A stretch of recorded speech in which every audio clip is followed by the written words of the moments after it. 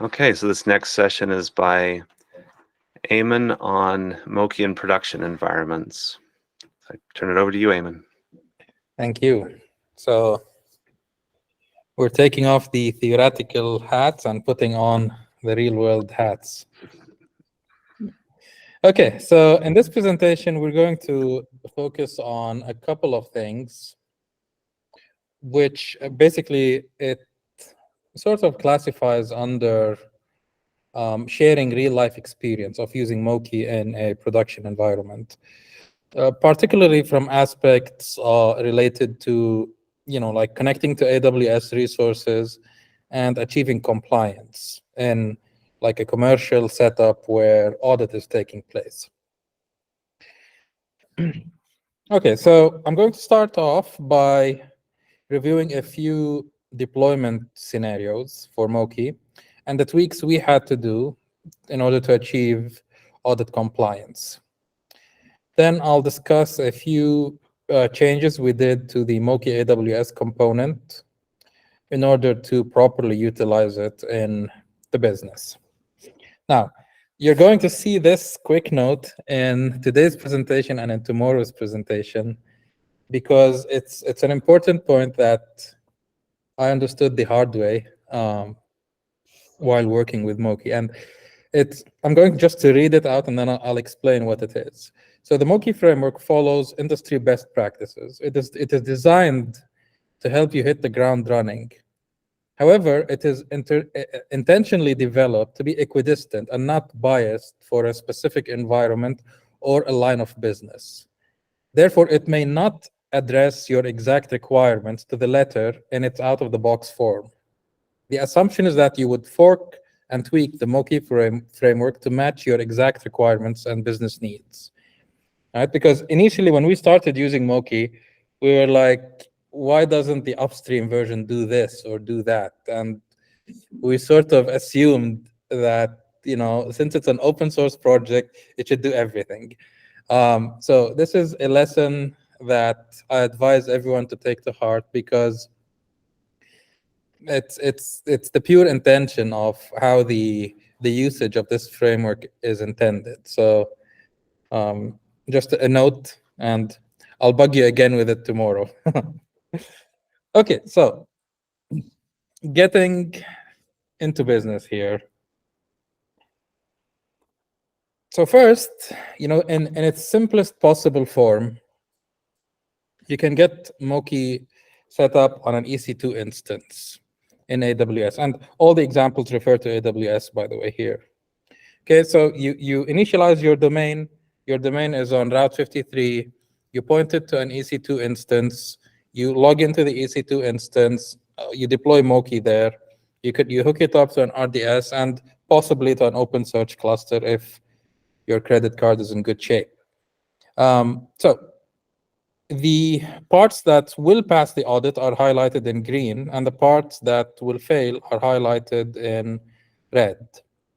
So in this case, and again, this is like the simplest possible installation, Moqui installation. So I didn't include proxies, and I intentionally highlighted a problem here. So in this case, we have the EC2 instance running Jetty on port 8080, which is the default behavior.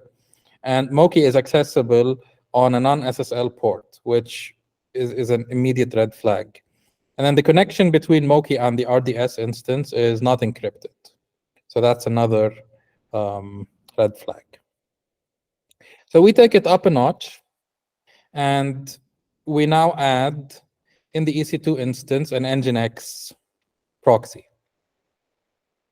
And basically, we proxy the Nginx traffic on port 443 to go to Moqui on port 8080. So what happens is we removed one of the red flags, which is the traffic hitting EC2 now hits it on an SSL port. And since the connectivity between Nginx and Jetty is within the same instance, so no traffic is traversing the network unencrypted, you may be able to get away with it.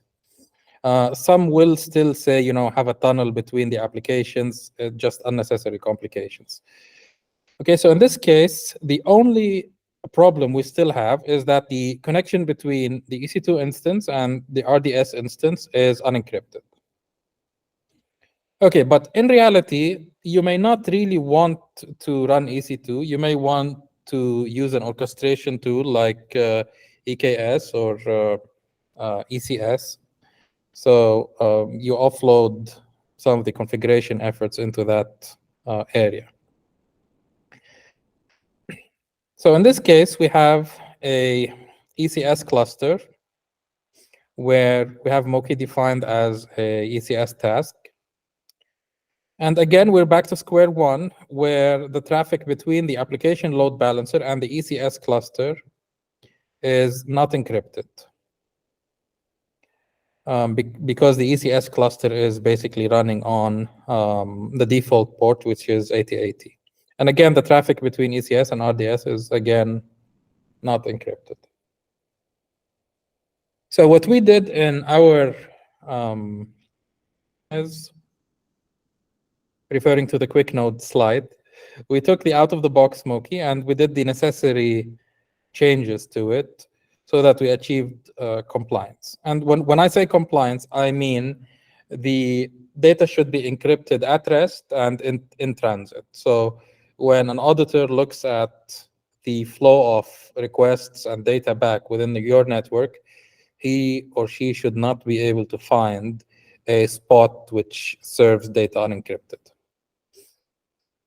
And the way we did that is we extended the Moqui start application. I'm not sure if that's readable or not, but we added a few parameters to the Moqui start, which basically allow you to specify the HTTPS port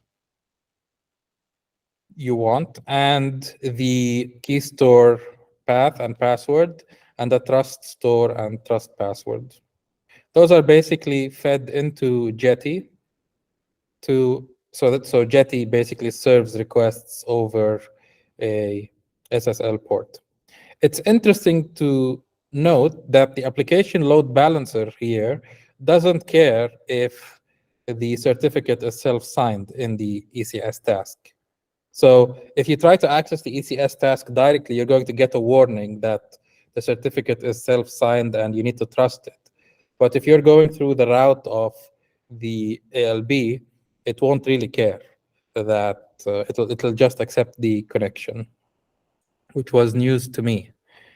And we finally added a trust all flag, which basically says, I don't want to set up a trust store and just trust any connection that is coming into Moqui.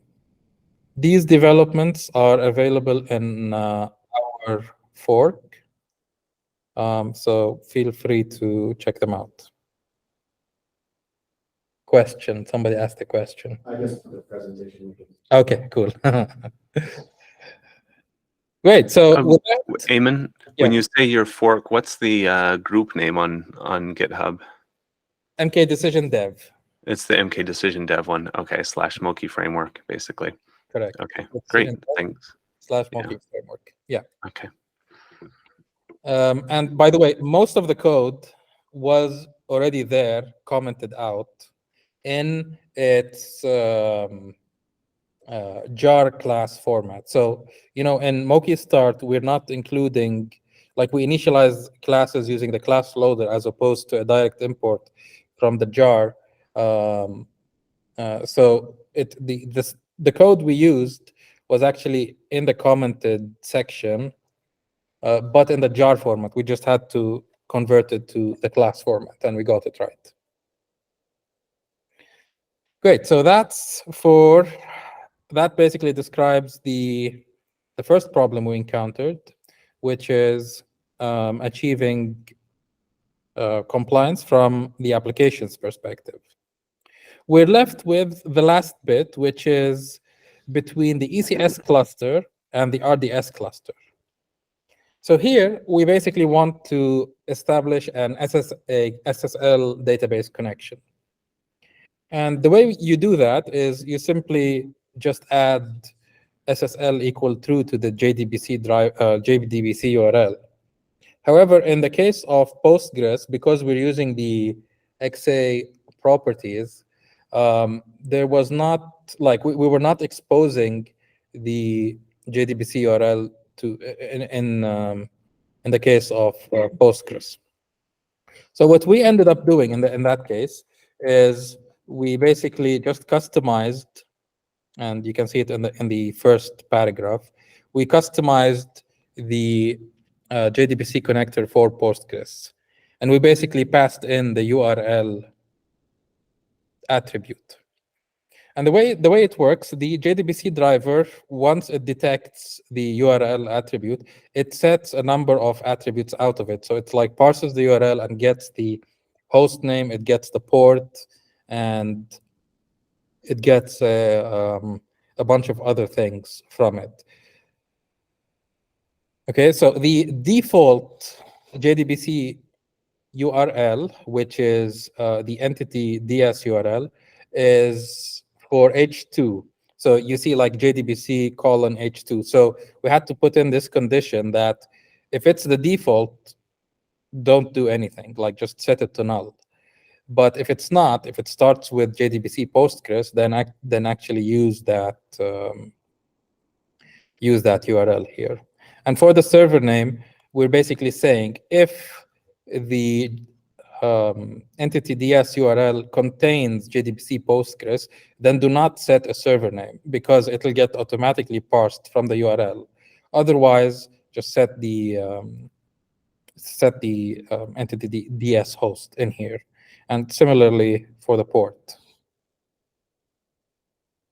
So in the URL, we basically set the host, the port, and the database schema, and the additional SSL attributes. So if you look at the second paragraph, second parameter, this is what the URL looks like.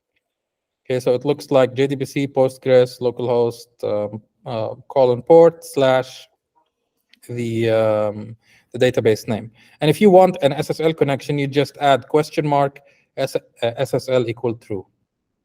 And then you have established a SSL connection with the database. Of course, this requires that the database system is SSL feature is enabled there. So with these two changes, we basically were able to achieve a end-to-end encryption on between the browser and Moqui, and the database actually, and the database, yes. Okay, so jumping to the next, before I jump to the next section, any questions on this first part? Were you encrypted with the database on disk also with RDS? I'm not sure if the infrastructure team is doing that, but from the application perspective, all PII and sensitive information are marked as audit true, basically, in the entities. So they are encrypted true. Sorry, not audit true. In the entities. So the data in the database is encrypted, at least from the application's perspective. Okay, so, Yeah. So on disk it is encrypted, but on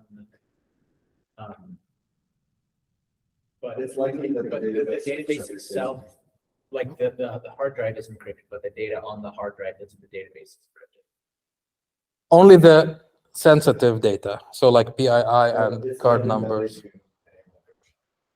I'm pretty sure, like, if it's not done, if it was not already done, that it's done now, because a topic came up recently that was an audit finding, and they wanted to.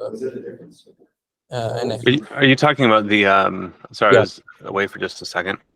About the audit log history being encrypted. No, the actual data in the field. Yeah. So okay. So you were flagging additional fields as encrypt. Yeah, Michael was Okay. asking about the actual database disk, which I believe is encrypted as well in our case. Are you guys using key encrypting key at all anywhere? And do you know what that is? I know what it is, but I'm not sure if we're using it. I would have to ask the infrastructure team. Then you basically do not trust the encryption that the database is doing. And so you read the opaque blob from the database, and then only the application layer can then decrypt that. You don't store that key in the database itself. Yeah, that's the case that's the Moqui case, isn't it? Like when you, I haven't seen key encrypting key support in Moqui. I mean, but when you mark a field as encrypt, what the value that actually gets written in the database is the encrypted value Where is the key used to encrypt and decrypt that? in the ECS task, so out of the database. It's in the application environment. Yeah, yeah. or Files. So it's in the application. It's an initialization variable in the application. Yeah, and it can be either in the Moqui conf XML file if you want to drop one of those in somewhere, or typically it's in an environment variable. So that closely resembles the scenario that you described. Yes, in our case, we pull it from. Yeah. And that's a great segue to the second problem that we solved, which is, in production, in reality, when the business grows, you probably have your resources scattered over multiple AWS accounts. So the first thing the infrastructure team said is, hey, we don't want to maintain API keys anymore in the application. It's really a nightmare. So what we want to do is we want the application to assume the role from the AWS task it's running from. And we want it to use the permissions from there. So we did some research on that, and it turns out that the AWS SDK supports a concept of credential provider. And the out-of-the-box implementation of Moqui AWS does not set a credential provider by default, which means that the default credentials provider is used. This is what it means when you don't set your own credentials provider. And what the default credential provider does, it takes you through it attempts a number of authentications, 6 in total. So it starts by checking the Java system properties for AWS.AccessKeyID and secret access key. If it doesn't find it, then it goes to the environment variables. And then it goes to the web identity token. And then it goes to the credential profile. And if it doesn't find it, the fifth one is actually the interesting one, because we ended up using that. It actually, when you run Moqui in ECS, the ECS engine automatically populates a field called AWS container credentials relative URI. And that URI is it's a URI that becomes accessible from within the container, and it gives you the credentials that the container can use. And the AWS SDK automatically picks these up, so you don't really need to do anything. And that was an excellent discovery. But then, because a developer's life is never easy, so after we made this outstanding discovery and we told the team, the infrastructure team, that we feel that your requirement is covered with what's available out of the box, we discovered that the actual resources are not in the same AWS account. So the assume role on the task will not work exactly, because the resource we were attempting to access is in another AWS account. So we went back to the drawing board and we checked the credentials provider interface and the available implementations. And we found that the AWS SDK offers something called an assume role credentials provider. So what we ended up doing is we added an additional field called AWS_role_name alongside the key and the secret access key. Yeah. Along with the key and the access key. And we basically, as part of the initialization of the tool factory, we checked if that role is set, then we assume the role, and we initialize the tool factory with the assumed role. So this is backward compatible in the sense that you could very well not assume a role and just specify your API and secret. That's option one. If you're running ECS, you can set the role on the task and remove the API key and the secret key from your configuration and have the AWS component fall back to fetching the credentials from the ECS task. And the third option is you use the container credentials alongside with the role name to facilitate assuming roles and accessing resources from other AWS accounts. I did link the, so I pasted the code snippet that's used here, and I did link the full example available in the AWS documentation website. Okay, so those are a few interesting problems we had to solve when taking Moqui to a production environment. Any questions?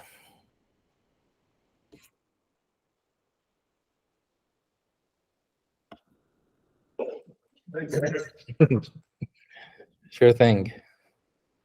Security is important. Was it measure?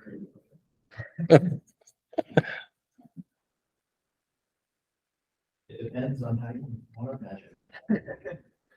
I guess when you work local, that workflow is how would you talk about like do you have those considerations in dev environments versus production, and how do you do that? So we primarily use local dev environments, so we don't really worry a lot about security stuff. But QA and onwards, that's when those come to life. And they pretty much mirror the Yeah. production. With of course less resources, but yes, they mirror the configuration. Change the zone from targeting. Okay.